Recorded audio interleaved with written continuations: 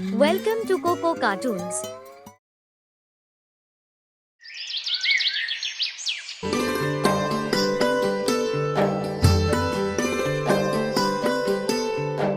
एक छोटा सा गांव था चंदनपुर, जहां ललन का परिवार बहुत गरीबी में जीवन व्यतीत कर रहा था। ललन दूसरों के खेत में मजदूरी करने जाया करता था और उसकी पत्नी मीरा दूसरों के घर खाना पकाना, झाड़ू पोछा करना यह काम किया करती थी। साथ ही साथ मीरा भोलेनाथ की बहुत बड़ी भक्त थी। उसे जितना भी समय मिलता वह पूजा पाठ करने लगती। अरे मीरा, बस भी करो, उठो वहां से। जब देखो तब भगवान के सामने जाकर बैठ जाती हो। तुम्हारे भगवान ने आज तक हमें दिया ही क्या है? दिन हमारी हालत बदतर होती जा रही है। तुम्हारे भगवान को यह नहीं दिखता क्या कि हम कैसे जी रहे हैं? सर्दी का मौसम है और हमारे पास ढंग का कंबल तक नहीं है।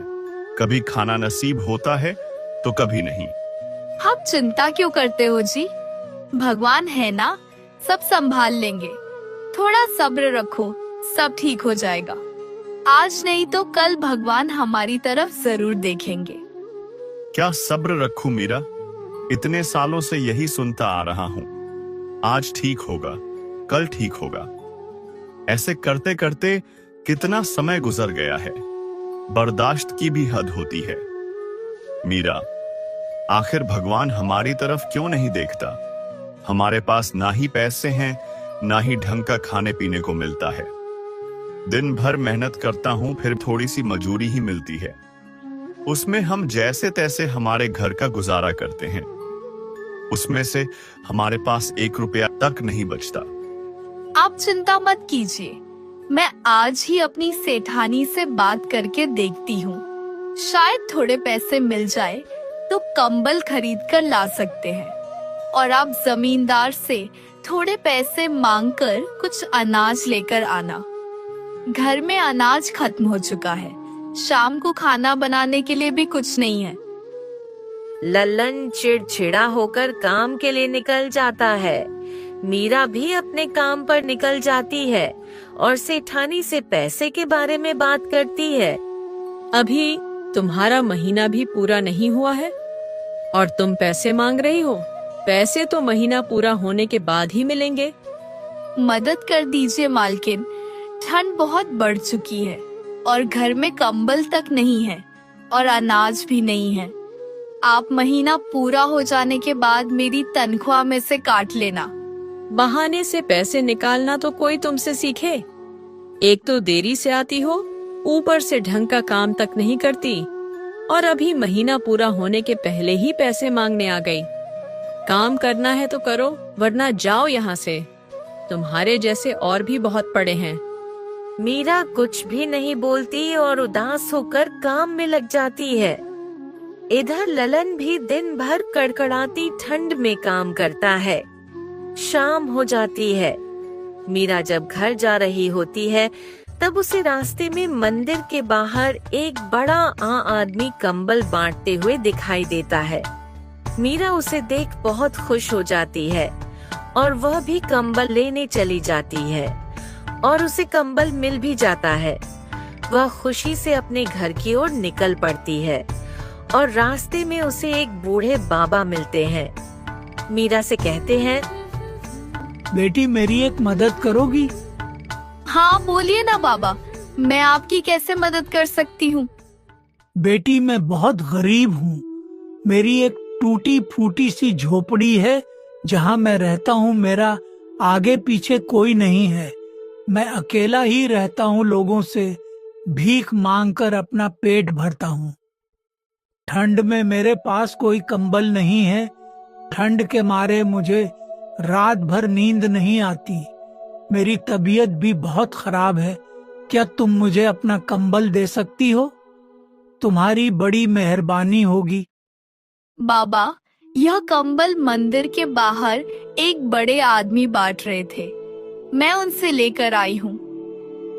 ठीक है बेटी, मैं मंदिर के पास जाता हूँ। रुकिए बाबा, आप रहने दीजिए। आप यही कंबल ले लीजिए। एक तो आपकी तबीयत खराब है और मंदिर के बाहर बहुत बड़ी कतार लगी है, लोगों की बहुत बड़ी भीड़ है, हाई है, आप इतनी देर तक खड़े नहीं रह पाओगे। आप मेरा कंबल ले लीजिए, मैं अपने लिए दूसरा लेकर आती हूँ। तुम्हारा बहुत बहुत धन्यवाद बेटी, भगवान तुम्हें खुश रखे। इधर ललन अपने मालिक से बात करता है। मालिक, वो कुछ पैसे चाहिए थे। घर में अनाज बिल्कुल खत्म हो चुका है, यहाँ तक कि शाम के खाने के लिए भी कुछ नहीं है। आज घर में अनाज नहीं लेकर गया तो रात को भूखा ही सोना पड़ेगा। मदद कर दीजिए मालिक। ये तुम लोगों ने क्या नाटक लगा रखा है? कल केशव पैसे मांग रहा था, आज तुम मांग रहे हो। तुम सबके सब काम चोर हो। काम तो ठीक से करते हो नहीं और पैसे मांगने में आगे रहते हो। जब तक काम पूरा नहीं हो जाता कोई पैसे वैसे नहीं मिलेंगे। 3 दिन का काम बचा है, वह पूरा करो, फिर तुम्हारा हिसाब कर दूंगा। अब जाओ, मेरा मुंह क्या देख रहे हो? काम पर लगो। अब क्या होगा? लगता है शाम को भूखा ही सोना पड़ेगा। पता नहीं कब तक ऐसा जीवन जीना पड़ेगा।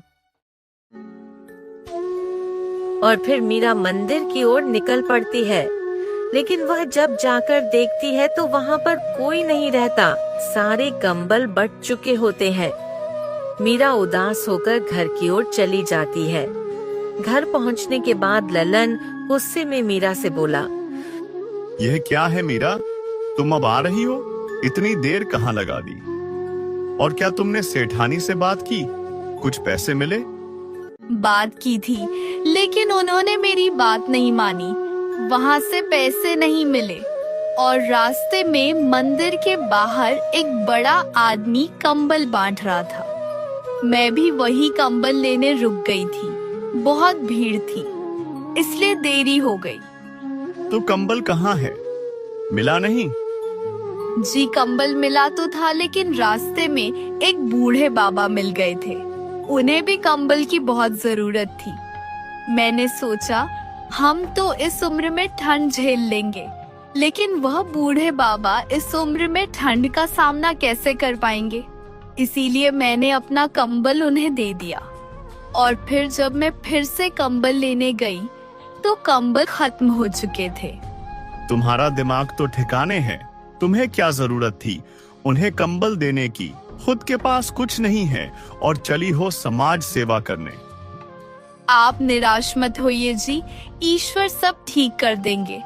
भरोसा रखिए, यह बुरा समय भी कट जाएगा। शायद ईश्वर हमारी परीक्षा ले रहा हो। क्या ईश्वर लगा रखा है? ईश्वर ने क्या दिया है? हमें एक कंबल मिला था, वह भी तुम भलाई के चक्कर में दूसरे को दे आई। घर में खाने तक को एक दाना नहीं है, आज भूखा सोना पड़ेगा। तुम्हारा ईश्वर तो नहीं आने वाला हमारा पेट भरने। मालिक से बात की तो मुझे ही खरी खोटी सुनाने लगे। 1 रुपया तक नहीं मिला। देख लो, यह सहायता कर रहा है तुम्हारा ईश्वर। एक तो दिन भर मेहनत मजूरी करो और ऊपर से रात को भूखा सोना पड़ेगा। दोनों बहुत निराश हो जाते हैं।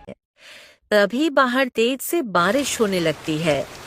ठंड और भी बढ़ जाती है। कड़कड़ाती ठंड और भूख के कारण दोनों को नींद नहीं आती। तभी दरवाजे पर कोई आता है। इतनी रात के बारिश में कौन हो सकता है? मैं अभी जाकर देखता हूँ। कौन हो भाई और क्या चाहिए? भाई मैं कपड़े बेचने का काम करता हूँ, आपके बगल के गांव में ही रहता हूँ। आज घर जाने में देरी हो गई है, ऊपर से बहुत बारिश हो रही है। कृपया करके मेरी एक मदद कर दोगे? कैसी मदद? सुबह से मैंने कुछ नहीं खाया, बस कपड़े ही बेच रहा था और थोड़े बहुत कपड़े हैं जो नहीं बिके हैं। मेरे पास खाने का सामान है, लेकिन बनाने का कोई साधन नहीं। क्या तुम अपनी पत्नी से कहकर मेरे लिए खाना बना दोगे? तुम्हारी बड़ी मेहरबानी होगी, बहुत तेज भूख लगी है। मैं अपनी पत्नी से पूछकर बताता हूँ। दरवाजे पर कौन है जी? और क्या बात है? पता नहीं मीरा, कोई कपड़े बेचने वाला है। कह रहा है कि उसे बहुत भूख लगी है और खाने का सामान भी अपने साथ ही लेकर आया है। वह चाहता है कि तुम उसके लिए खाना बना दो। कोई बात नहीं, मैं बना देती हूँ। नहीं मीरा, मैं उसे मना ही कर देता हूं। पता नहीं कौन है, कहां से आया है। इतनी रात को एक अनजान आदमी को घर में लेना मुझे ठीक नहीं लग रहा। और कोई चोर लुटेरा निकला तो वैसे भी कितनी रात हो गई है। अब कहां तुम खाना बनाओगी? पता नहीं कहां कहां से आ जाते हैं, ना जान ना पहचान, और कहता है मेरे लिए खाना बना दो। इधर हम कब से भूखे बैठे हैं और यह खाना बनाने की बात करता है। मैं उसे मना कर देता हूं। नहीं, आप उसे मना मत करिए। मेरी बात सुनिए, मुझे कोई दिक्कत नहीं है। मैं खाना बनाकर दे सकती हूँ। उसमें क्या ही समय लगेगा। खाना खाकर वह यहाँ से चला जाएगा। क्या पता उसे सच में खाने की बहुत जरूरत हो। भूख की तड़प हमसे अच्छा और कौन जान सकता है। बेचारे की भूख शांत हो जाएगी। और कोई चोर लुटेरा निकला भी तो हमारे पास है ही क्या उसे चुराने के लिए। हमारे पास तो फूटी कौड़ी भी नहीं है। आप उससे सामान लाकर मुझे दे दो, मैं खाना बना देती हूँ। ठीक है मीरा, तुम कहती हो तो मैं उसे भीतर बुला लेता हूं। ठीक है भाई, मेरी पत्नी तुम्हारे लिए खाना बना देगी। लाओ, खाने का सामान मुझे दे दो। वह आदमी अपने खाने की थैली देकर बोलता है कि अपनी पत्नी से कहना इसमें जितना भी सामान है सब सामान का खाना बना दो। मीरा खाना बनाने लगती है और ललन को बोलती है, इसमें तो बहुत सारा सामान था, इतना सारा खाना वो खाएंगे? पता नहीं मीरा, कितने दिनों से फिर भूखा है। ललन उस आदमी उसने से ही कहता बोला है, सबका खाना बना के दे। खाना बन गया है, खा लो। इतना सारा खाना? तुमने ही तो बोला था, सो मेरी पत्नी ने बना दिया। मुझे नहीं पता इसमें इतना सारा खाना बन जाएगा। क्या तुम लोगों ने खाना खा लिया है? तुम हमारी छोड़ो, तुम खाना खाओ और जाओ यहाँ से। अरे भाई, गुस्सा क्यों करते हो? मैंने तो बस ऐसे ही पूछा था। और तुम्हारी शक्ल बता रही है कि तुमने खाना नहीं खाया। एक काम करो, तुम दोनों भी साथ में ही खा लो। नहीं, ये खाना तुम्हारा है, तुम ही खाओ, हमें नहीं चाहिए। अरे ऐसे कैसे? एक तो तुम्हारी पत्नी ने इतनी रात को जागकर मेरे लिए खाना बनाया, यही बहुत बड़ी बात है।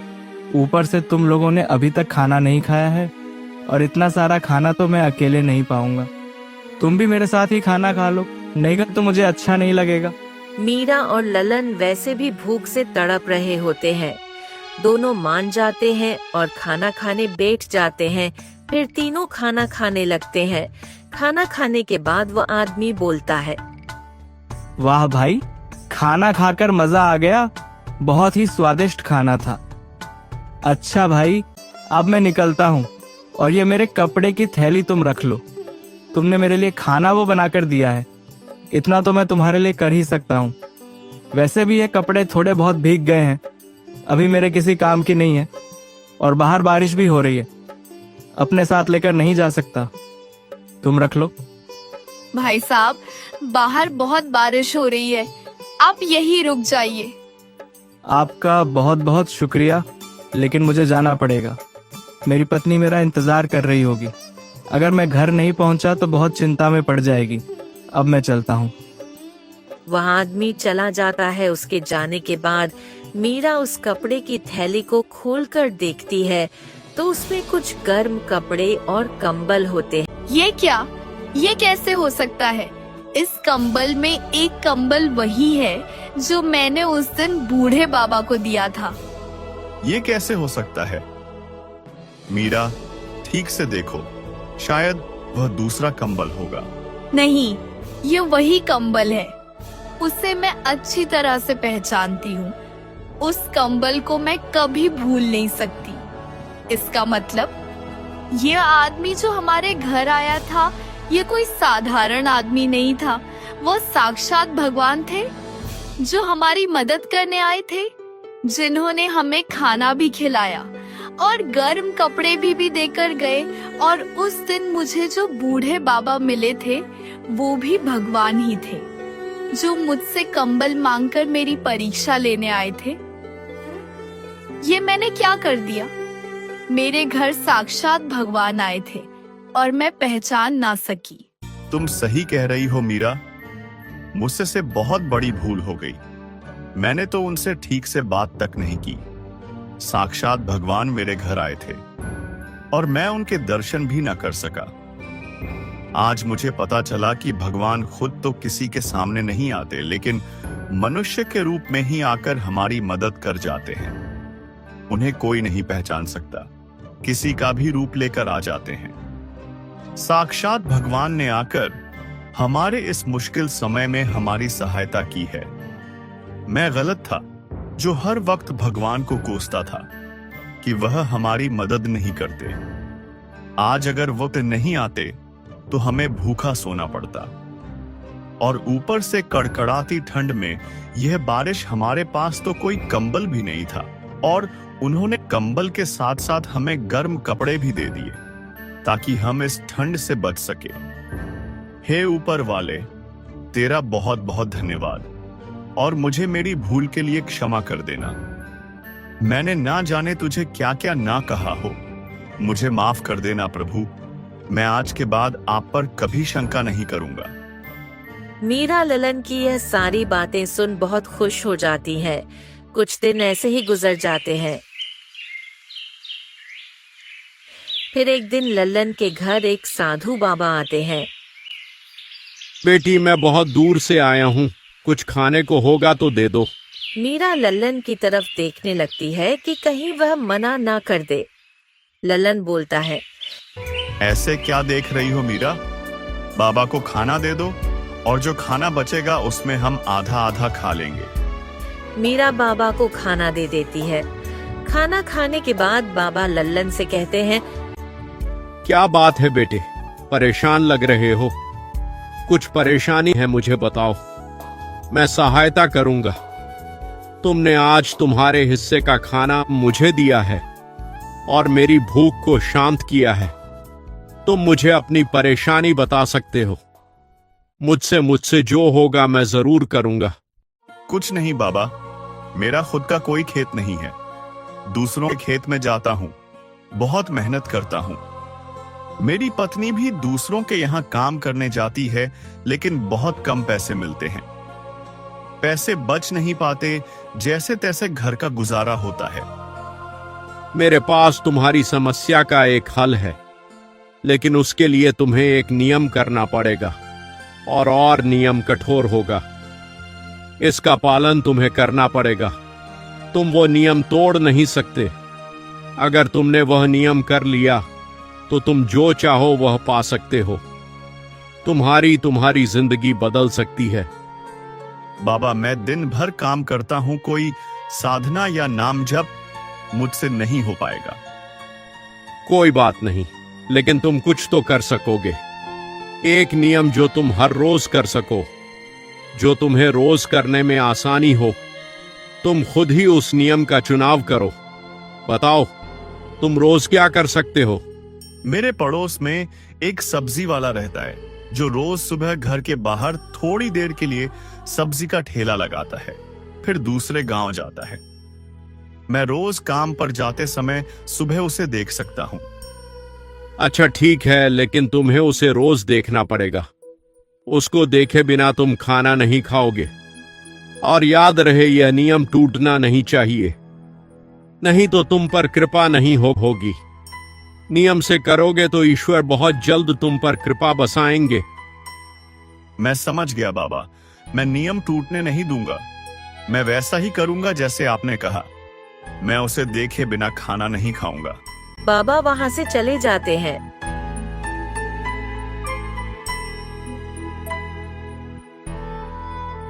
फिर अगली सुबह ललन खेत में जाने के लिए तैयार होता है। मीरा से कहता है, सुनो मीरा, मैं निकल रहा हूँ, मुझे देरी हो रही है। ललन बाहर जाते ही सामने ही सब्जी वाला ठेला लगाकर खड़ा होता है। ललन उसे देखकर कहता है, राम राम केशव भैया। अरे ललन, तुम? राम राम। काम पर जा रहे हो? हाँ भाई, अभी निकल रहा हूँ। आज देर हो गई है, मैं चलता हूँ। ऐसा कहकर ललन वहाँ से चला जाता है और इस नियम का पालन वह रोज करने लगता है। रोज वह काम पर जाते समय सब्जी वाले को राम राम करके जाता है। ऐसे ही कुछ दिन गुजर जाते हैं। एक दिन ऐसे ही वह काम के लिए तैयार होता है। बाहर जाकर देखता है तो सब्जी वाला वहाँ नहीं होता। अरे ये क्या, आज तो केशव भैया यहाँ पर नहीं है। कहीं मेरा नियम ना टूट जाए। केशव भैया को देखे बिना मैं खाना नहीं खा सकता। ललन परेशान हो जाता है। क्या हुआ? आप अभी तक गए नहीं? यहाँ क्यों खड़े हो? मीरा, तुम्हें मैंने नियम के बारे में बताया था ना। देखो ना, आज केशव भैया ने सब्जी का ठेला नहीं लगाया और उनका दरवाजा भी अभी तक बंद है। पता नहीं, शायद आज देरी से उठे होंगे। आप एक काम क्यों नहीं करते? दोपहर जब खाना खाने आओगे तब केशव भैया के दर्शन कर लेना। ललन काम पर चला जाता है और दोपहर के समय खाना खाने घर आता है। तब भी उसे सब्जी वाला दिखाई नहीं देता। आ गए आप, मैं खाना लगा देती हूँ। नहीं मीरा, मैं खाना नहीं खा सकता, नहीं तो मेरा नियम टूट जाएगा। मैंने आज केशव भैया को नहीं देखा है। अब यह क्या परेशानी है? आप ऐसे कब तक भूखे रहेंगे? जब तक केशव भैया के दर्शन नहीं मिल जाते तब तक। मीरा, मैं मेरा नियम नहीं तोड़ सकता, नहीं तो ईश्वर मुझसे रूठ जाएंगे, मुझ पर कृपा नहीं करेंगे। मैंने पहले तो कभी भगवान पर भरोसा नहीं किया, लेकिन अब मुझे मौका मिला है तो मैं नियम का पालन जरूर करूंगा, भले ही मुझे कितने भी देर तक भूखा क्यों ना रहना पड़े। मैं खाना नहीं खाऊंगा। मीरा भी परेशान हो जाती है। सोचती है, ये इन्होंने कैसा नियम बना लिया है? पता नहीं माधव भैया कब इनको दिखेंगे और यह कब खाना खाएंगे। बेचारे कितनी देर तक भूखे रहेंगे। सुबह से रात हो जाती है लेकिन केशव घर अभी भी बंद ही होता है। दोनों पति पत्नी परेशान हो जाते हैं। सुनिए जी, मैं कहती हूँ छोड़ दीजिए यह अजीब सा नियम। खाना खा लीजिए, नहीं तो आपको भूखे पेट नींद नहीं आएगी। नहीं मीरा, मैं किसी भी हालत में अपना नियम नहीं तोड़ूंगा। तुम खाना खाकर सो जाओ। मीरा लल्लन को बहुत समझाने की कोशिश करती है लेकिन वह नहीं मानता और भूखे पेट ही सो जाता है। सुबह फिर वह काम के लिए तैयार होता है और बाहर जाकर देखता तो केशव का ठेला नहीं होता, लेकिन केशव की पत्नी बाहर ही खड़ी होती है। लल्लन उनसे जाकर पूछता है, क्या बात है भाभी, केशव कहीं दिखाई नहीं दे रहा और कल भी आपका घर बंद ही था। आप कहीं बाहर गए थे? हाँ भैया, कल हमारे रिश्तेदार के यहाँ एक शादी पर गए थे। रात को देर से आए, इसीलिए सुबह जल्दी नींद नहीं खुली। अभी तक ठेला भी नहीं लगाया है। वह अभी खेत में सब्जी लाने गए हैं। आपको उनसे कुछ काम था क्या? ऐसी कोई जरूरी बात नहीं है भाभी, मैं खेत में जाकर मिल लेता हूँ। मैं वही जा रहा हूँ। ऐसा कहकर ललन वहाँ से खेत की ओर निकल पड़ता है। तभी केशव को खेत में एक सोने का घड़ा मिलता है जिसमें सोने के सिक्के और हीरे जवारा होते हैं। तभी केशव वहाँ पर पहुँच जाता है और माधव को आवाज लगाता है, अरे केशव भैया, राम राम, मैं चलता हूँ। केशव लल्लन की आवाज सुन डर जाता है। वह लल्लन से कहता है, अरे ललन, रुको तो, मेरी बात तो सुनो। अब मैं नहीं रुक सकता, मैंने देख लिया है रे, मुझे बहुत भूख लगी है, अभी मैं चलता हूँ। केशव को लगता है कि लल्लन ने उसे मटका निकालते हुए देख लिया है, इसलिए वह लल्लन से कहता है, अरे लल्लन, मेरी बात तो सुनो, किसी को बताना मत। लल्लन सोच में पड़ जाता है और रुक जाता है। क्या बात कर रहे हो? किसी को क्या नहीं बताना है? मैं उसकी बात कर रहा हूँ जिसे तुमने अभी देखा। मैं मटके के बारे में बात कर रहा हूँ। मेरी बात सुनो, अब तुमने देख ही लिया है तो इस मटके में जितने भी धन है हम आधा आधा बांट लेते हैं। तुम्हारी भी गरीबी मिट जाएगी और मेरी भी। हम दोनों का भला हो जाएगा। इतना सारा धन और सोना देखकर ललन बहुत खुश हो जाता है। सोचता है, आखिरकार भगवान ने मेरी सुन ही ली। हे भगवान, तेरा लाख लाख शुक्र है। इतना सारा धन तो मैंने कभी अपने सपने में भी नहीं देखा। मुझे नहीं पता था मेरे इस नियम का परिणाम मुझे ऐसे और इतना जल्दी मिलेगा। आज मैं बहुत खुश हूँ। क्या सोच रहे हो भाई? चलो घर चलते हैं, वहां जाकर बांट लेंगे। हाँ ठीक है भाई, चलो चलते हैं। ललन घर आकर मीरा को सारी सच्चाई बताता है। मीरा भी बहुत खुश हो जाती है। देखा आपने, ईश्वर के घर देर होती है लेकिन अंधेर नहीं। आज उस नियम की वजह से ही आपको यह मटका मिला है। अगर वो नियम ना होता तो आप केशव भाई को देखने खेत नहीं जाते। एक समय में ईश्वर ने कंबल मांगकर मेरी परीक्षा ली थी और बाबा के रूप में जो हमारे घर आए थे वो शायद ईश्वर ही होंगे जिसे आपने अपने हिस्से का खाना दिया था। शायद यह आपकी परीक्षा थी जिसमें आप सफल रहे। हमने बहुत बुरे दिन देखे हैं, ये भी हमारे सब्र का फल है। हाँ मीरा, अब तुम्हें दूसरों के घर काम पर जाने की कोई जरूरत नहीं और ना ही मुझे उस घमंडी जमींदार के यहाँ काम पर जाने की जरूरत है। इसमें इतना सारा धन है कि हम इसे अपना खुद के कई खेत ले सकते हैं और बड़े ही आराम से अपना जीवन व्यतीत कर सकते हैं। अब हमें किसी बात की कोई कमी नहीं होगी। यह सब ईश्वर की कृपा है। सच ईश्वर के घर देर है लेकिन अंधेर नहीं।